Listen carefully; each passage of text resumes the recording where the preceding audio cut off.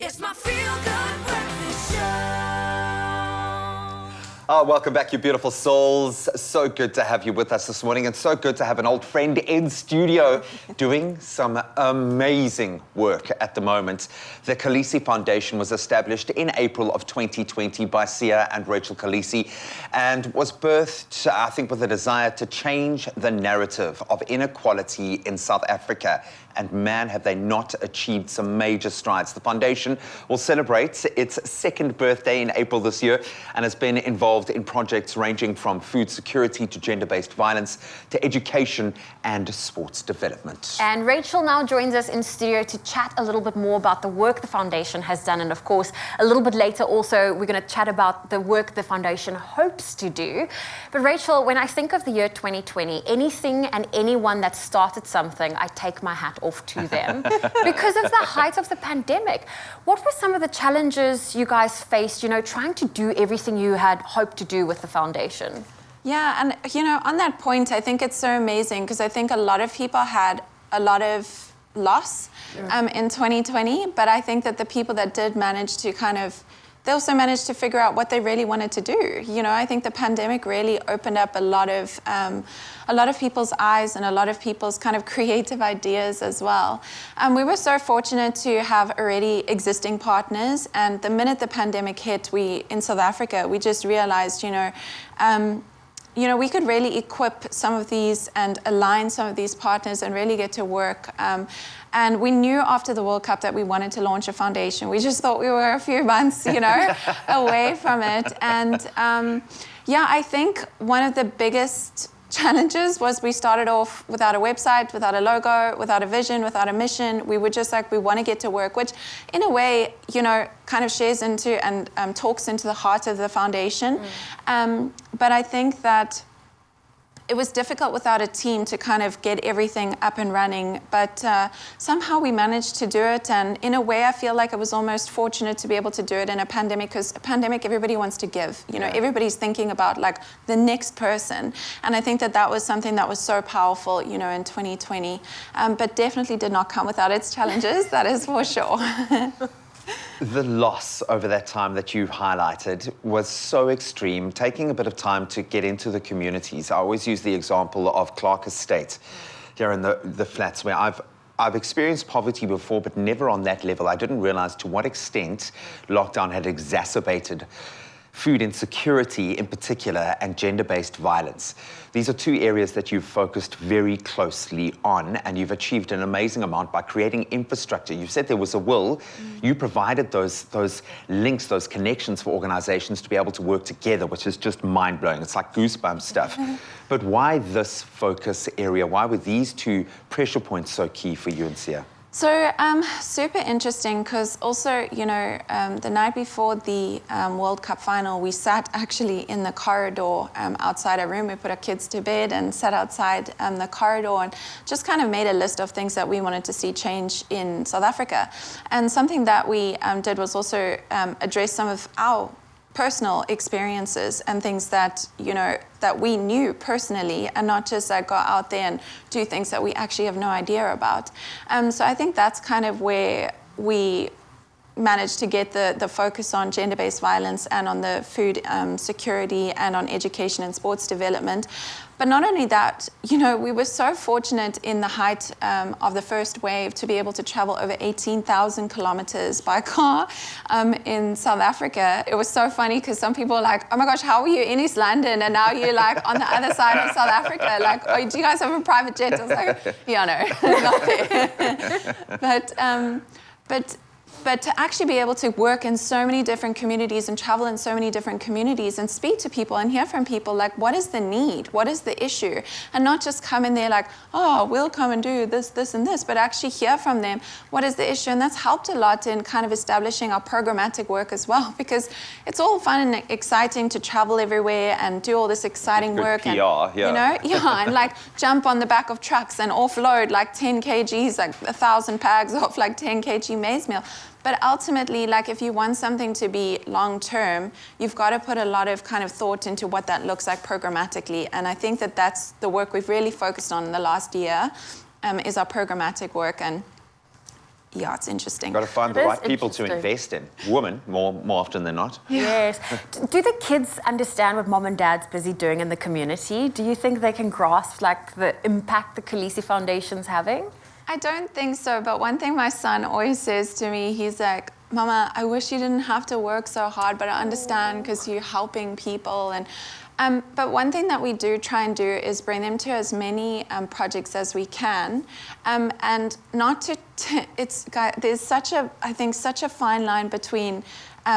You know, having your children with you in experiences like that and teaching them like, you know, this idea of constantly giving, but actually teaching them holistically, how is this actually the situation that you are privileged enough to be able to give and why that person is on the receiving end of it, I think is super important as well, and maybe sometimes, you know, a conversation that's missed, but really just understanding, helping them understand kind of the holistic picture of why South Africa is in the state that it is today, and also what part they play in that. And if it's something that they grasp and something that they want to continue, that's amazing. And if not, then, you know, that's okay too. But we really just wanted them to have a holistic experience, because they do sit on the privileged side a lot, but also understanding what it's like for a lot of other people in our country. What it is to be South African. Amen. This crazy dynamic that we live in. I know often when the three of us, and I mean Sia is here, you feel like a bit of a third wheel because Sia and I have such Classic, a strong chemistry. So I hope you're not You and feeling Evan, that it's now. the best, basically. Yeah. Exactly, me and Evan. But I'm in awe I've had a front row seat to so many of your milestones over the last couple of years, and of all the amazing things you've achieved before this still eclipses all of that, which is saying a lot. So you are not going anywhere. She's going to make an enchilada, or at least you're going to eat an enchilada this morning. Rachel Kolisi is here. She's filling us in on the incredible work that the Kolisi Foundation has been doing. 2 years old. They've achieved so much, and they've barely even gotten started. It's my feel-good breakfast show.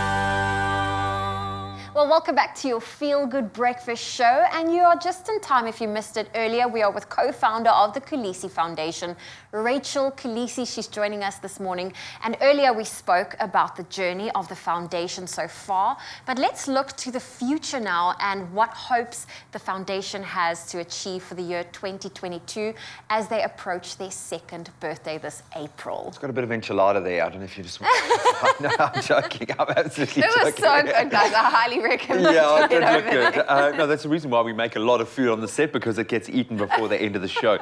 I love the fact that you've got a proven track record, which I know in your space is so vital when you're going. And I would imagine people find it difficult to say no to you guys, but you're still asking for big sums of money. You're asking for big wheels to turn. You're engaging with government. There is a lot that needs to happen. And I would imagine it requires a lot of constant push and energy, but you've achieved it. You've done so much already. You've proven what you can do. Now we want to look forward. The Kolisi Collective. I want to think that that's some awesome fashion-related thing, because you guys are always doing such cool things in that space, but maybe you want to fill us in. What is the Kolisi Collective? I don't know about me within the fashion space, but definitely Sia. Yeah, so the Kolisi Collective was really, you know, on your point of having a lot that we want to do and a lot that we want to achieve. It obviously, we can't do it alone, and there's not, you know, a few people that can give into it. And what's been really amazing about the Kolisi Foundation as well is the majority of our funding has actually come from everyday individuals in South Africa, actually giving. Like if you go through the donation list, it's like 20 Rand, sometimes 50 Rand. And sometimes I get so emotional thinking about it, because I'm like, if someone's giving 20 Rand, it's because that's what they can give. Yeah, that's what they can afford. Yeah. You know, so that's been our really the basis, and the most funding that we've actually received is from the bulk of everyday individuals. And the intention with the Kolisi Collective was to almost create a portal and a space where people can kind of give into the foundation monthly, but whatever amount that they can afford. And to kind of stop this thought of like, sure, but I only earn this amount of money per month. Like I can't afford to give X, Y, and Z. I can't afford to give 1,000 Rand or whatever. But to actually to be able to give like 100 Rand a month, that's possible for a lot of people. So to give a opportunity to people where they can give in monthly, although it's not massive amounts. And it's been super well received, and people are really like excited about it. We're also going to attach like exclusive events to it. And on the note of our birthday coming up, we actually are officially doing our Kolisi Foundation launch on the 5th of April, which we're super excited 2 years about. late, it's fine, yeah. But you know what? It's just, obviously with COVID and stuff, we keep having to go backwards and forwards, and finally there's some level of settle that we're able to do something. So we're super excited about that. But yeah, the Kolisi Collective is something that we're super proud of and super excited about, and can't wait. That being said, it's not to say that if you're the MD of a massive company that you can't put in No, you're welcome. 200,000. You're more than welcome to do that every month. We call for that, yeah. Definitely, but it's beautiful to show how every rand matters, every cent counts, and that's so special.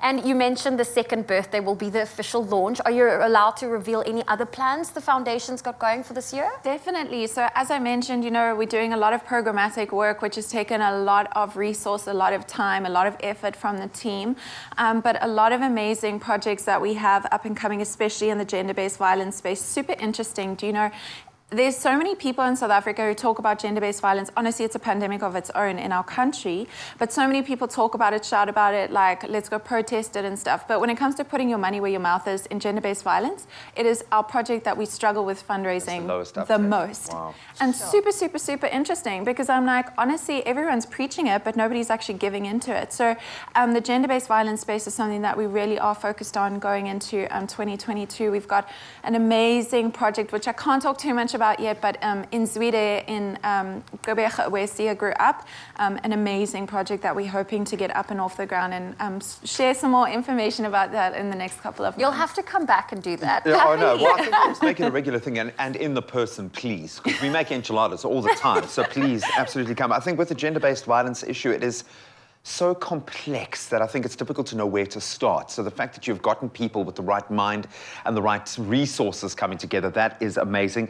Just very quickly, how can people help you? What do you need right now from us? So there's so many ways to get in touch, but obviously social media, we've got on almost every single platform, social media, and then our website is www.kolisifoundation.org, and a lot of information on there, but super easy to get in touch, and we love to hear from people, love to work with people, so yeah, please do get in touch with us. They'll probably come and eat with you. They'll probably come and have a meal with you. So welcome. We are so proud of what you guys have achieved during the most difficult times. You've done what politicians have failed to do, what big businesses failed to do. You've been able to, in this crazy situation, achieve something truly remarkable. I just always bring it back to that one child that is eating because of what you've done, that one young girl that is protected because of what you've done. So thank you so much for doing that. We look forward to seeing the next little Sia coming through those sporting ranks, because the structures are there.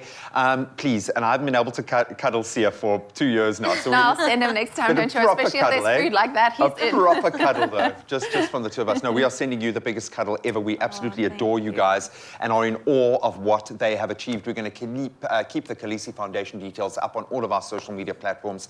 She dances on her platform as well, so go and check it out. Such a pleasure having you here. I thought you were going to ask me to dance, because that's... Oh, no, it's coming. It's coming. No, I'm joking. No more dancing this morning. Well, there might be. It's your Feel Good Breakfast Show, but it continues in just a moment.